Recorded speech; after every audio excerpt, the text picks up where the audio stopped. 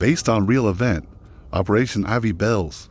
In the freezing, crushing depths of the Sea of Okhotsk, American divers pulled off the most audacious wiretap in human history, right under the noses of the Soviet Navy. Welcome to Cold Frontline, where we uncover the true stories of American grit and superiority. It is October 1971. The Cold War is at a terrifying stalemate. The Soviet Union's Pacific Fleet is growing stronger, hiding their nuclear ballistic submarines in the heavily fortified Sea of Okhotsk. This body of water is a Soviet sanctuary, fiercely guarded by warships, sensors, and patrol aircraft. Penetrating it seems impossible, but American intelligence desperately needs an edge. They discover a vulnerability. A single, vital underwater communication cable connects the Soviet naval base at Petropavlovsk to the mainland at Vladivostok. How could the United States Navy possibly find one specific, unmapped cable in millions of square miles of hostile, freezing ocean? The answer lies in the brilliance of American problem-solving. The mission is dubbed Operation Ivy Bells. It is a joint operation between the U.S. Navy, the CIA, and the NSA. The objective: sneak a submarine into the Soviets' backyard, find the cable, and tap it. To do this, American engineers take the USS Halibut, a nuclear-powered submarine, and transform it into a deep-sea espionage marvel.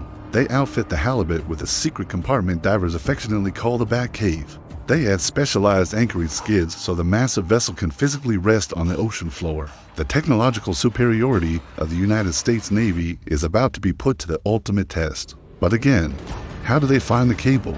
Captain Jack McNish remembers a childhood sight: signs along the Mississippi River warning boats not to drop anchor near underwater cables. The American planners realized the Soviets trying to protect their own cable from their own. Fishermen probably put up similar signs on the coastline.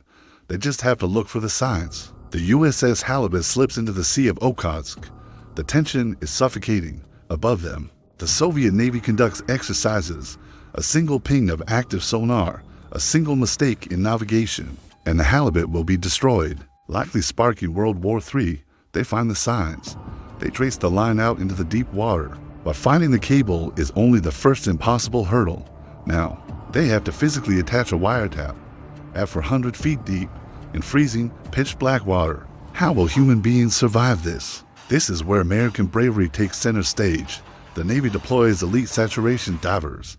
These men step out of the Halibut's back cave into the crushing pressure of the abyss. At 400 feet down, the water is dark and lethal.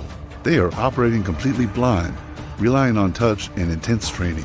To tap the line without alerting the Soviets, American engineers have developed a marvel of acoustic technology. It is a massive recording pod that wraps around the cable. It uses induction to record the signals passing through the wire inside. They never have to cut the cable. The Soviets will have no idea they are being listened to. The installation is a success. The divers retreat to the Halibut, and the submarine vanishes back into the Pacific. What the United States hears on those tapes will change the course of the Cold War. But how arrogant were the Soviets to leave such vital communications vulnerable? The intelligence haul is staggering. The Soviets are so confident in the security of their territorial waters that they aren't even encrypting the messages on the cable. American intelligence analysts listen in real time as Soviet commanders discuss fleet movements, nuclear submarine deployments, and strategic vulnerabilities. For a decade, the United States has a direct line into the brain of the Soviet Pacific Fleet. American technological dominance turns the Soviets' greatest sanctuary into their biggest weakness. Periodically, U.S. submarines return to the Sea of Okhotsk. They retrieve the tapes, install newer, larger recording pods with better batteries, and slip away like ghosts. The American advantage is absolute. But this incredible triumph of American engineering and bravery eventually comes to an end, not because the Soviets outsmarted the U.S. Navy, but because of a betrayal. In 1981, Ronald Pelton, a disgruntled former NSA employee, walks into the Soviet embassy in Washington, D.C. for a mere $35,000. Pelton sells out one of the greatest intelligence triumphs in American history. He tells the KGB about Operation Ivy Bells. The Soviets are humiliated. They rush ships to the Sea of Okhotsk and dredge up the American recording pod. The secret is out. But for 10 years, the United States Navy owned the Soviet Union's most closely guarded secrets. Operation Ivy Bells stands as a testament to the unmatched courage of American saturation divers. the brilliance of U.S. engineers, and the absolute technological superiority of the United States during the Cold War. If you are a proud American, subscribe to the channel and share this video with a fellow patriot to keep the true history of our Cold War victories alive.